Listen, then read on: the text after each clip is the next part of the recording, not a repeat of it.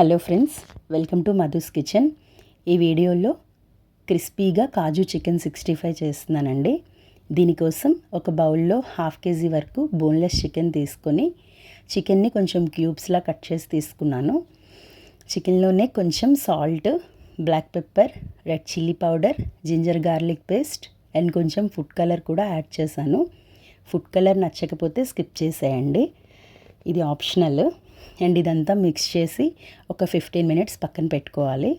ఇప్పుడు ఇంకొక బౌల్లో 1 spoon maida and 2 spoons cornflour, కొంచెం బేకింగ్ పౌడర్, అందులోనే ఒక ఎగ్ వేసి అండ్ కొంచెం టేస్ట్కి సాల్ట్ కూడా వేసి థిక్ బ్యాటర్లా విస్కర్తో కలిపి పక్కన పెట్టేసుకున్నాను.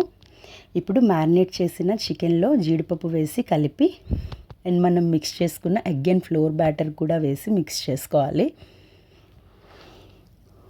ఒక 5 minutes అది పక్కన పెట్టేసి స్టవ్ మీద ప్యాన్లో డీప్ ఫ్రైకి ఆయిల్ వేసి చికెన్ పీసెస్ ఒక్కొక్కటిగా వేస్తూ ఫ్లేమ్ అడ్జస్ట్ చేసుకొని కొంచెం క్రిస్పీగానే ఫ్రై చేసుకోవాలండి. ఒక 10 to 15 minutes ఫ్రై అయిన తర్వాత ప్లేట్లో తీసుకున్నాను. నెక్స్ట్ రిమైనింగ్ చికెన్ కూడా వేసి ఫ్రై చేసుకొని లాస్ట్లో కొంచెం గ్రీన్ చిల్లీస్ స్లిట్స్లా కట్ చేయాలి.